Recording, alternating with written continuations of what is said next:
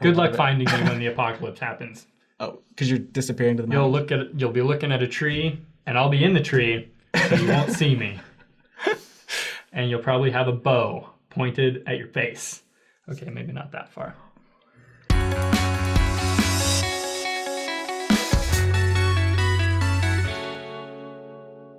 Hey guys. Hey guys. Hey guys. Hey guys. Welcome back to Saints Unscripted. I say hey guys every time. Now it's like this isn't even, it's unscripted and I'm still saying it. Oh, well. Yeah. David, welcome back. Thank you. I've been gone for since like February. Yeah. Like I think I've only ever made like maybe one episode with you. Yeah, and that's like how long you've been gone. Yeah, you're a veteran now. It's me who hasn't been here for a while, but yeah, because the whole COVID thing, and so I pieced out for a while, but now I'm back, and we've got plexiglass here, so we don't breathe on each other. For David's comfort and convenience. Yes.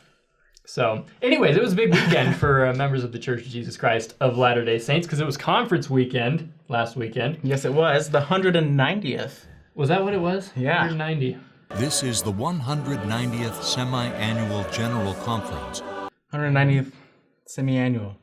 Well, it was a great weekend, and so we're going to kind of give our thoughts on General Conference, give a little recap, but especially we want to hear your thoughts in the comments. Let us know what you thought about conference, what your favorite talks were, who your favorite speakers were, why, what impacted you. If you had a special experience or two, let us know. Also, we got to mention real quick, if you don't know what General Conference is, we've done stuff on this before. We're going to put some links in the description. Lots of videos on General Conference. Yeah, so if that's a foreign concept, watch those videos and you'll understand what we're talking about. Yeah.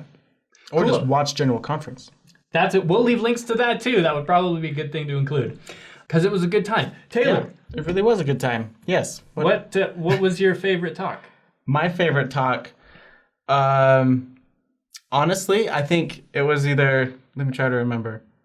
I really liked Elder Suarez. Mm-hmm. I loved his talk. And of course, as always, I loved Jeffrey R. Holland's talk. Speaking of Elder Suarez, I'm going to throw this in there. Like, dude has lost weight since he got called as an apostle. Like, everybody's thinking it, and it's fine, like, either way, you know, but I was not thinking that. We're going to use some B-roll here, and we're going to put a picture of him, his first picture, and how he looks now, and he has lost some weight. Well, I hope for your sake he has, because now that you've specifically, we're going to take pictures from before and after. You'll see. Because if he looks the same, then you're going to look silly. Yeah, but I won't, because he's lost weight. Anyways, what did you like about his talk? Honestly, okay, here's my problem. I have I have ADD. So a lot of the time I'm not even really aware. Like, it's been a whole day. Let me put it that way. I've forgotten a lot of what was said from conference. The things that impact me the most about conference are the way that I feel during and afterwards, and like the new person that I kind of become. And Saturday was good, most of Sunday was good, but I think like my real, like the moment when I really started to feel change, like feel a desire to improve and to change was during his talk. And right now I don't know why that is, but if I went back to my my notebook, then obviously I would know. But like that's when I really started to become like, okay, this is for me, you know. And the Spirit really started to speak to me and motivate me to improve and do better. And I'm sorry that off the top of my head, I don't actually know why that was. Well, it's tough because we don't have notes. We don't have the transcripts yet.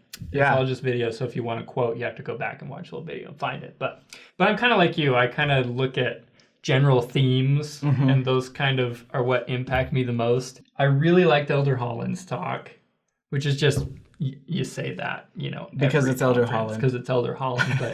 But I really liked his boldness. Christianity is comforting, but it is often not comfortable. The path to holiness and happiness here and hereafter is a long and sometimes rocky one.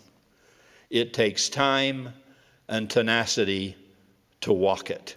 And I liked, so a conference ago, or maybe 2 conferences ago, I can't remember, some speaker, I bet you love how ambiguous I'm being here.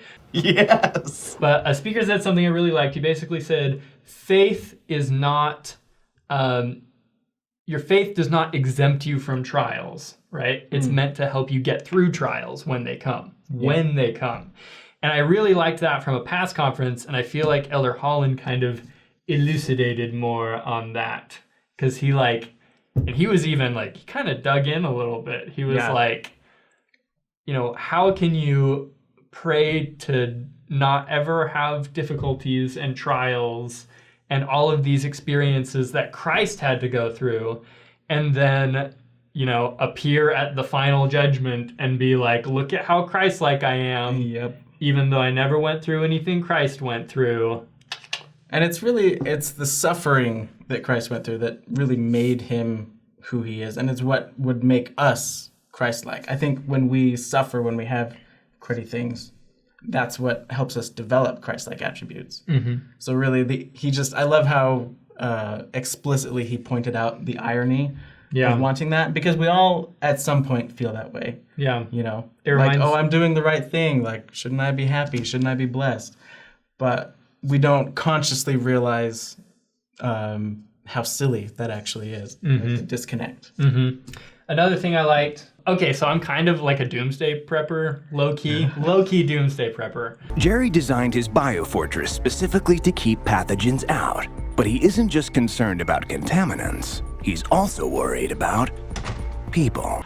So I really liked the first talk, Elder Bednar, who talked about preparation. And like, this is the first conference in years that I've heard them talk about food storage. Yeah, for real. But are you surprised?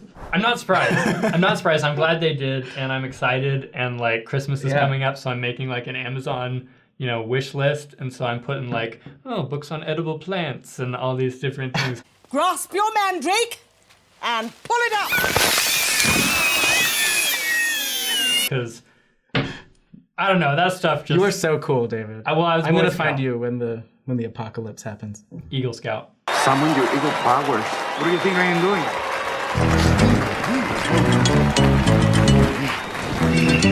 So am I, but I didn't retain. Good luck finding me when the apocalypse happens. Oh, because you're disappearing to the mountain. You'll be looking at a tree, and I'll be in the tree, so you won't see me. And you'll probably have a bow pointed at your face. Okay, maybe not that far. Maybe there's a deer around or something. Suddenly hope that I don't find you. But if I have a family to feed, Taylor, sorry. So wow. That's what it comes. If it comes down to it. Well, you know, if it makes me more Christ-like, then I guess that's what I got from Elder Bednar's talk. That's terrible. No, I like the food storage stuff. Oh, and there was also like the general theme of unity and like coming together and not being like polarized. Yeah, there was a lot of current events talked about. Yeah, like more so than is normal, I feel like. And which kind of just tells you how much they're affecting us negatively. For sure. And we've just in general had more current events this year than any other year. Just more events crammed into the 365 days. Like, did you see, I think Hank Smith shared a meme over, I think it was sometime last week, that was like God and his angel intern, and the angel intern inadvertently put all of the trials from the decade of the 20s into the year 2020. And God's like, you put 10 years worth of disasters in 1 year. I did see that specific meme from Hank Smith. I actually did. I'm glad you did. Oh man, Elder Renlund's talk. I think he was quoting a Jewish, I don't know, teacher, a Jewish authority of some sort. But the quote he said, I really liked, said, "Do justly, love mercy, and walk humbly with God." And I just think about like, that's such a simple statement, but if everybody actually did that, like how much better the world would be. And I love the love mercy part. I don't know why. I feel like the gospel is extremely merciful. Like it's a huge chunk of the gospel. And so the fact that he's saying, you know, we need to internalize that mercy a little bit more, I really liked. And Sharon Eubank in the women's session, which she also talks about having mercy and being unified. And I don't know, it's just really important, you know, like need to not be as angry at each other. And if you have a perspective of mercy, I feel like, you know, when you're in an anonymous environment like YouTube comments, or even people like in traffic where there's a window between you and the other people, like it's so easy to lose your temper and stuff. Let's go! Get out! Get out of your truck! But when you have mercy, it just changes your perspective and you're a little kinder, a little more patient. And even if you disagree, it's a little more okay. Yeah. Which I think we need. Definitely. This is kind of reminding me a little bit of Elder Ballard's talk, actually. Elder Ballard's talk was all about prayer, but specifically it was basically a plea to everyone, like no matter what your religion is, no matter who you pray to, no matter how you pray, he just pled with everyone to pray.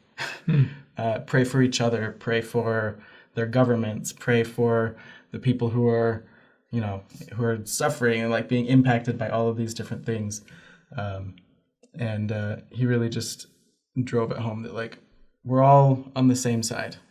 This is not about politics. This isn't about what we believe anymore. This is just like, we're all suffering in some way. So let's just try to be more kind and try to care a little bit more about each other and about the welfare of our world. Like Sister Eubank said, we're all in the same boat. Yes. Trying to synchronize our rowing to get where we need to go. I like that metaphor. Yeah. And like Sister Hardness said, Christ is also in our boat.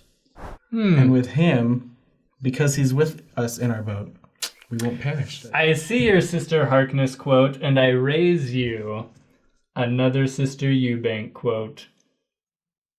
Which is? I got nothing. No, I don't have another Sister Eubank quote. I was really hoping it was like another boat metaphor, because that's exactly what we need. Don't rock the boat. No, she didn't say that. I'm just... Isn't that a song? Don't rock the boat. Sit down, you're rocking the boat. That's what it is. People all said, sit down, you're rocking the boat. I was in the play in middle school. I was Big Julie. But that's more than you need to know. I want a photo at least. I don't think it exists anymore. Thankfully. Awesome. All right. Well, those are just kind of some of our initial thoughts. If you have some initial thoughts, please let us know. We'd love to hear from you in the comments. And anything else, Taylor? No, I think that's it. Well, be excellent to each other. Party on, dude. Are we allowed to say that? Is that copyrighted? Be excellent and party on.